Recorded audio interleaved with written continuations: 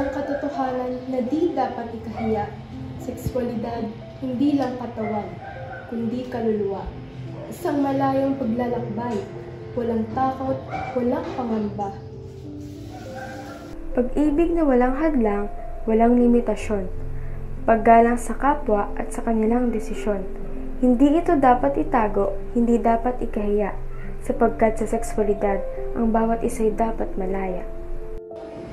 Sa bawat pagyakap sa sariling anyo, sexualidad ay di dapat itago. Ito'y lakas na sa puso'y nagmumula, isang pintig ng buhay, tunay na dakila. Mahalaga ang bawat pagkakaiba sa kulay at hugis ng bawat ginawa. Walang masama sa pagiging totoo, sa pag-abot ng pangarap na totoo. Kaya't huwag matakot magsalita, kalayaan ay ating kayamanang dakila. Sa bawat hakbang tungo sa katarungan, pag-ibig at respeto ay ating sandigan.